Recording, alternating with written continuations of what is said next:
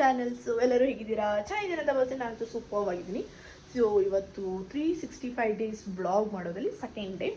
So I don't know hope it looks good ಅಂತ ಅಂದ್ಕೊಂಡಿದ್ದೀನಿ. ನೆನ್ನೆ ಬ್ಲಾಗ್ ಮಾಡಿದ್ದೆ. ಸೊ ಇವತ್ತಿನ ದಿನ ಬಂದು ಶುಕ್ರವಾರ. ಇವತ್ತು ಡೇಟ್ ಬಂದು 4/7. ನೋಡಿ ಫೋಕಸ್ ಆಗಲ್ಲ ಒಂದೊಂದ್ಸತಿ ಅಪ್ಪ ನಮ್ಮ ಕ್ಯಾಮ್ರಾ, ಬಡು ಕ್ಯಾಮ್ರಾ. ಇವತ್ತು 4/7/2025. ಟೈಮ್ ಬಂದು 10:51. ಸೊ ನಾನು ಈಗ ಎದ್ದು ಫ್ರೆಶ್ ಅಪ್ ಆಗಿ ತಲೆ ಸ್ನಾನ ಮಾಡಿದೆ. ಬಿಕಾಸ್ ಇವತ್ತು ಶುಕ್ರವಾರ ಆಗಿರೋದ್ರಿಂದ ನಮ್ಮ ಮನೆಯಲ್ಲಿ ದೇವ್ರಿಗೆ ಪೂಜೆ ಮಾಡೋಗಿದ್ದಾರೆ ನಮ್ಮಮ್ಮನೂ ನಮ್ಮ ಅಕ್ಕನೂ ಗೊತ್ತಿಲ್ಲ, ಬಟ್ ಮಾಡಿದ್ದಾರೆ.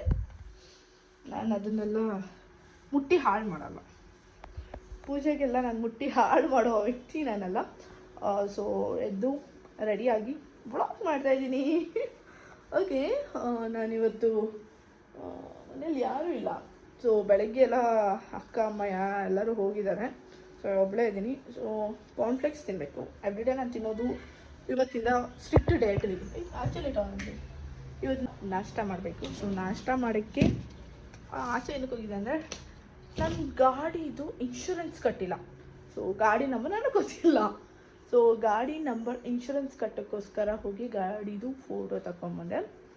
ಸೊ ಆಚೆ ಹೋಗಿ ಸೊ ಇನ್ಶೂರೆನ್ಸ್ ಕಟ್ಟಲಿಲ್ಲ ಅಂದರೆ ಪೊಲೀಸವ್ರು ಹಿಡಿದಾಗ, ನಾನು ಒಂದು ಸತಿ ಪೊಲೀಸವ್ರು ಹಿಡಿದಿದ್ರು.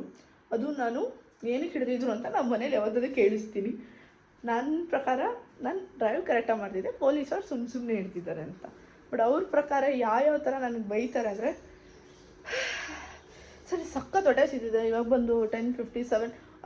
ಟೈಮ್ ಟಕ್ ಅಂತ ಹೋಗುತ್ತಪ್ಪ.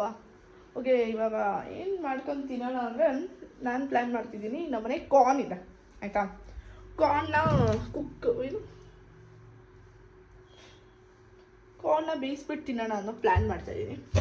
ಸೊ ಒಂದೇ ಕಾರ್ನ ಬೇಯಿಸ್ಬೇಕು. ಮಧ್ಯಾಹ್ನಕ್ಕೆ ನಮ್ಮಮ್ಮ ಕಾರ್ನ ಬೇಯಿಸ್ಬೇಕು ಅಂದರೆ ನಾನು ಕುಕ್ಕರ್ಗೆ ಹಾಕಿ 1 ವಿಸಿಲ್ ಹಾಕ್ಸೋಣ ಅನ್ನೋ ಪ್ಲ್ಯಾನ್ ಮಾಡಿದ್ದೀನಿ. ಸೊ ಬನ್ನಿ ಇದನ್ನು ಇವಾಗ ಮಾಡೋಣ. ಹೇಗೆ ಕಾಣಿಸ್ತಾ ಇದ್ದೀನಿ? ನಾರ್ಮಲಾಗಿ ಹಿಂಗಿರಲ್ಲ. ವ್ಲಾಗ್ ಮಾಡ್ತಾ ಇರೋದ್ರಿಂದ ಡೈಲಿ ರೆಡಿ ಆಗ್ತಾಯಿದ್ದೀನಿ.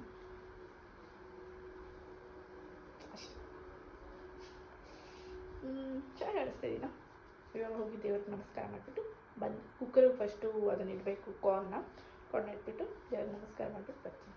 ಬಿಟ್ಟು ಮನೆಯಲ್ಲಿ ನಮ್ಮಮ್ಮ ಒಂದು ಕೆಲಸ ಹೇಳ್ತಾರೆ ಗೈಸ್, ಕಷ್ಟದ ಕೆಲಸ. ನಾನು 3 ಫೀಟಿಂದ ಜಂಪ್ ಹೊಡೆದಿದ್ದೀನಿ. ಸೊ ಅದಕ್ಕೆ ಕಾಲು ನೋವು ಸ್ಟಾರ್ಟ್ ಇದೆ. ನಮ್ಮಮ್ಮ ಕಟಿಂಗ್ ಪ್ಲೇಯರ್ ಕೇಳಿದ್ರು, ಕಟಿಂಗ್ ಪ್ಲೇಯರ್ ತಂದಿದ್ದೀನಿ ಗೈಸ್. ನಮ್ಮಮ್ಮನ ಸಾಹಸ ನೋಡಿ ಗೈಸ್. ಅಮ್ಮ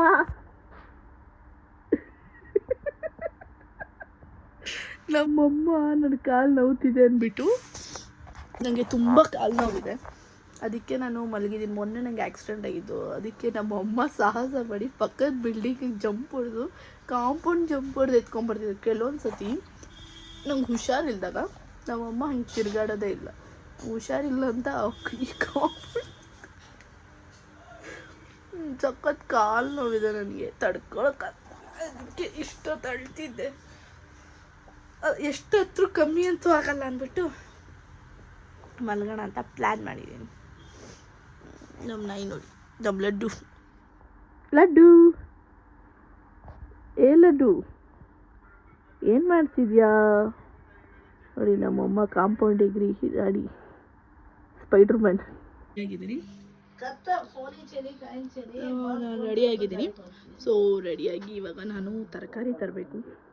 ಸೊ ಎವ್ರಿ ಡೇ ನಮ್ಮ ಮನೆ ಡಿನ್ನರ್ ನಾನೇ ಪ್ರಿಪೇರ್ ಮಾಡ್ತೀನಿ.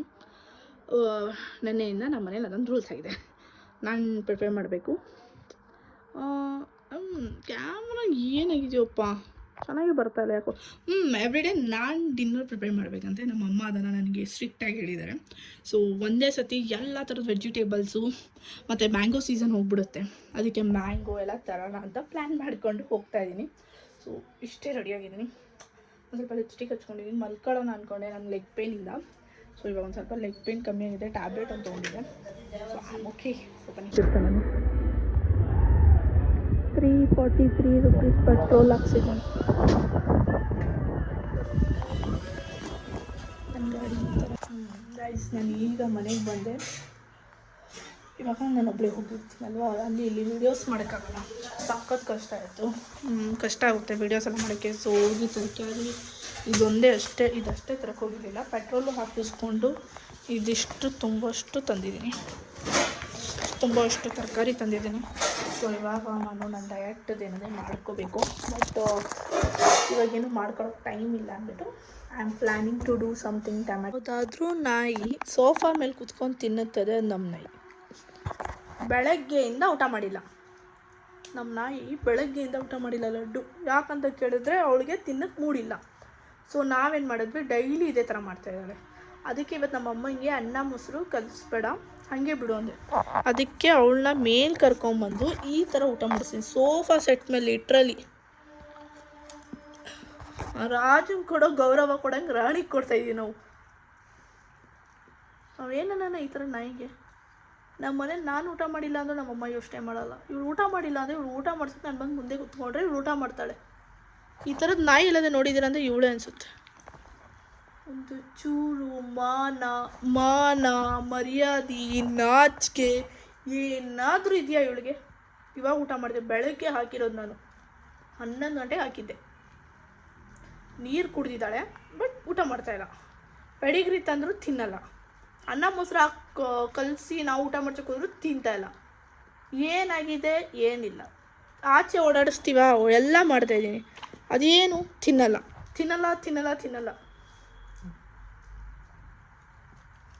ಮಾತಾಡ್ತಾ ಇದ್ದೀವಿ, ಏನು ಮಾತಾಡಲ್ಲ, ತಿನ್ನೋದೇ ಇಲ್ಲ. ನಾನು ಮನೆ ಮುಂದೆ ಬಂದು ಕುತ್ಕೊಂಡು ತಿನ್ನಿಸ್ಬೇಕು. ನಿಮ್ಮ ಮನೇಲೂ ಇದೇ ಥರ ಯಾವುದಾದ್ರು ನಾಯಿ ಇದೆಯಾ? ಇಲ್ಲ ಲ್ಯಾಬ್ರೋಡೇ ಈ ಥರ ಆಡುತ್ತಾ? ಎಲ್ಲ ಲ್ಯಾಬ್ರೋಡು ಊಟ ಮಾಡೋ ಸಾಯುತ್ತೆ ಅಂತಾರೆ, ಊಟ ಬೇಕು ಅಂತ. ನಮ್ಮ ನಾಯಿ ತಿನ್ನೋದೇ ಇಲ್ಲ. ಇದು ಒಂದು ನಾಯಿಯ? ತಿನ್ನೋದೇ ಇಲ್ಲ. ಇವಾಗ ಊಟ ಮಾಡಿದ್ದಾಳೆ, ಬೆಳಗ್ಗೆಯಿಂದ ಹೊಟ್ಟೆ ಹೊಸ್ಕೊಂಡು. ಏನಾದರೂ ಡಯಟ್ ಮಾಡ್ತಾ ಇದೆಯೇನೆ ಲಡ್ಡು? ಡಯಟ್ ಏನಾದರೂ ಮಾಡ್ತಾ ಇದೆಯಾ? ಇಲ್ಲಿ ನೋಡಿಲಿ, ಡಯಟ್ ಏನಾದರೂ ಮಾಡ್ತಾ ಇದೆಯಾ ಹೇಳು. ಡಯಟೂ ಇಲ್ಲ, ಏನೂ ಇಲ್ಲ. ಈ ಫಿಗರ್ ಮೇಂಟೈನ್ ಮಾಡಬೇಕಾ ನೀನು ಇವಾಗ? 7 ವರ್ಷ 4 ವರ್ಷದ ನಾಯಿಗೆ ಡಯಟ್ ಮಾಡ್ತಿದ್ದಾಳೆ, 1 ಹೊತ್ತು ಊಟ ಮಾಡ್ತಿದ್ದಾಳೆ. ಇಲ್ಲಿ ನಾನು 3 ಹೊತ್ತು ತಿಂತಾಯಿದ್ದೀನಿ. ಡಿಫ್ರೆನ್ಸ್ ನೋಡಿ ಗಾಯ್ಸ್, ಡಿಫ್ರೆನ್ಸ್ ಬಿಡಿ. ಅವಳು ಊಟನೇ ಮಾಡಿಲ್ಲ ಬೆಳಗ್ಗೆಯಿಂದ ಅಂತ ಯೋಚನೆ ಮಾಡ್ತಾಯಿದ್ದೀನಿ ನಾನು. ಊಟ ಮಾಡಿದ್ದಾಳೆ, ಅದು ಸೋಫಾ ಮೇಲೆ ಕುತ್ಕೊಂಡು ಊಟ ಮಾಡ್ತಾಳೆ. ಆಮೇಲೆ ಅವಳೆ ಆರಾಮಾಗಿ ಚಿಲ್ಲಾಗಿ ಓಡಾಡ್ತಾಳೆ. ನನಗೂ ನಿಮಗೂ ಸಂಬಂಧವಿಲ್ಲದ ಥರ. ಸೊ ಬೆಳಗ್ಗೆಯಿಂದ ಸ್ವಲ್ಪ ವ್ಲಾಗ್ ಮಾಡಿದೆ, ಮತ್ತು ಆಚೆ ಕಡೆ ಹೋದಾಗ ಯಾರೂ ಇರಲಿಲ್ಲ ನನಗೆ ವೀಡಿಯೋ ಎಲ್ಲ ಮಾಡಿಕೊಡೋಕ್ಕೆ. ಅದು ಪ್ರಾಬ್ಲಮಿಂದ ನನಗೆ ವೀಡಿಯೋಸ್ ಎಲ್ಲ ಮಾಡ್ಕೊಳ್ಳೋಕೆ ಸ್ವಲ್ಪ ಆಗಲಿಲ್ಲ. ನೆಕ್ಸ್ಟ್ ಟೈಮಿಂದ ಟ್ರೈ ಮಾಡ್ತೀನಿ. ಓಕೆ, ನಾಳೆ ಜಿಮ್ಗೆ ಹೋಗಬೇಕು, ಅದಕ್ಕೆ ಇವತ್ತು ಬೇಗ ಮಲ್ಕೋಬೇಕು. ಬಟ್ ಇವತ್ತು ಲೇಟಾಗಿ ಇದ್ದಿದ್ದೀನಿ and I have a leg pain. So ನಾಳೆ just warm up, free exercise ಮಾಡ್ಕೊಂಬರೋಣ ಹೋಗೋಣ ಅಂದ್ಕೊಂಡಿದ್ದೀನಿ. Okay guys, thank you for watching my vlog. Lots of love you.